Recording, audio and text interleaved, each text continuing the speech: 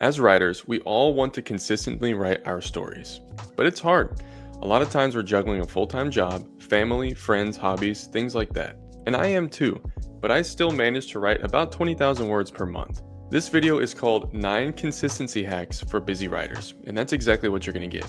Number 9, though, is one that I don't see people talk about enough, and I think it can make or break your consistency long term as a writer. So let's do this.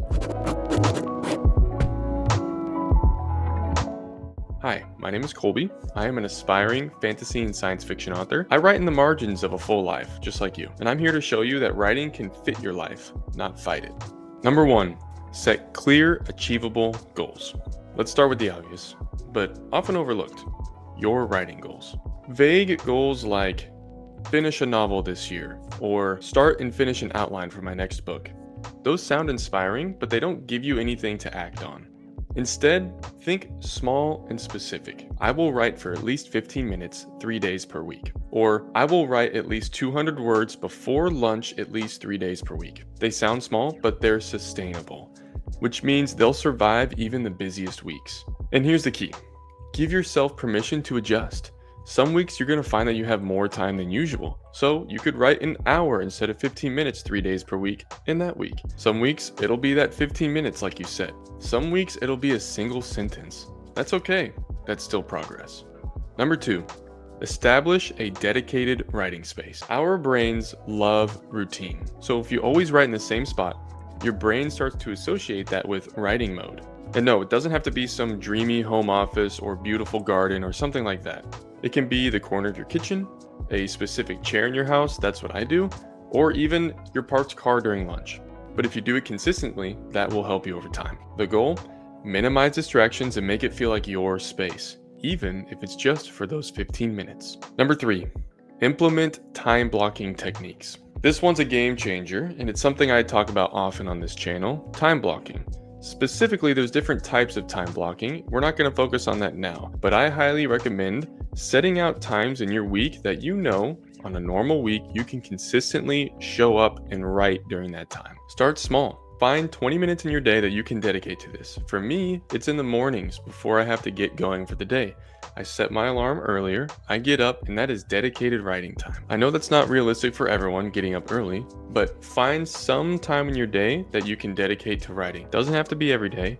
At least though, I would say 3 days a week. But here's a mindset shift you need to have when you do this. This time is non-negotiable. You can't reschedule with yourself. That time is for writing and writing alone. Number 4, embrace micro writing sessions. I mean that not every writing session has to end up with you writing a chapter or a significant chunk of a chapter. If you have an idea or if you think of a single line, pull out your phone and write it down. I have a folder on my notes app on my phone that is just called book ideas or lines to write later. And if I have an idea or a line, I will write it down right then. You would be surprised how much that can push you to go forward, because now that line's going to be in your head. It's an unfinished thought loop that you will come back to later. So it'll help you stay consistent. Number 5, align writing with your peak energy levels. Okay, now this one sounds more sciencey than the others. I am a physical therapist, so I'm all about health and wellness. It is true that our bodies go through peaks and valleys, typically throughout the day, based on sleep, exercise, healthy eating, hydration, all those kinds of things. Different people tend to have different times in their day where they feel the most energy. You can't control if that moment comes during your full-time job. But what I would try to do is leverage as much as you can that time towards writing. I'll give you an example of me. If I work a full day as a physical therapist, I am mentally drained after work. It is very hard for me to write after a full days of work. So knowing that, that's why I choose the morning to get up and write before work. I'm not saying that I'm most alert and energized then, but it's way better than at the end of the day. If you have the fortunate circumstance to be able to step away from work for a little bit when you're really energized, then leverage that and write during that time. Number 6, do your best to overcome perfectionism. All right, this one's tough, especially if you can be a perfectionist like I can. It's easy to stall out because you keep rereading those lines that you've already written and you want to tweak them and make them perfect.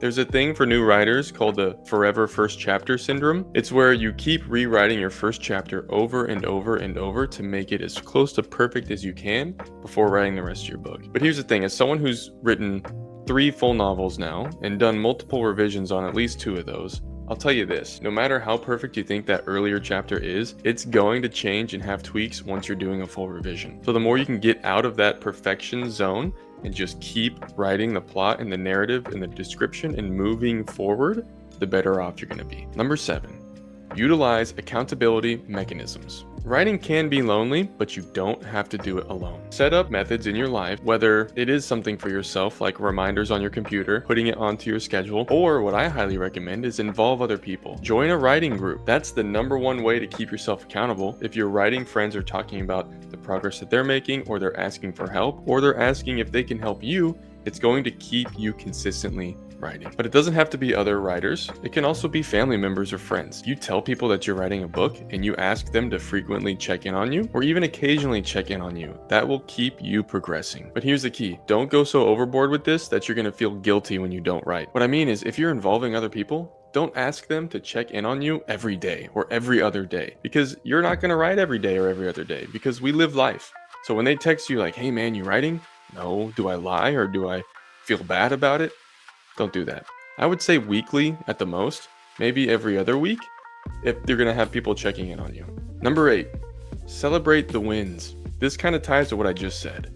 We tend to berate ourselves as writers if we don't hit our goals and we aren't staying consistent. I think it's natural. I think it's a part of imposter syndrome. If we're not producing, we don't feel like our writing is progressing. But that is not true. So celebrate every single win you can have, including if you write 10 words today.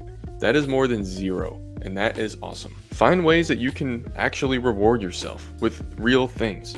For me, I choose not to watch a lot of shows because I dedicate some of that time to writing. But if I finish a hard chapter, if I hit a milestone in a book, maybe I'm like 25% done with the first draft, I'll binge a show for like the next 4 days just to let myself feel gratitude and rewarding feelings for having accomplished my goals. These little moments keep you motivated and keep pushing you forward. Okay, number 9, the last one, the one that most writers overlook. Protect your identity as a writer. I don't mean that people are out here trying to steal your information or steal your book. What I mean is that if you write, call yourself a writer. So many times, myself included, when people start writing and they decide that they want to take it seriously, they're bashful or nervous or just afraid to tell people that they're a writer. It's a huge part of imposter syndrome.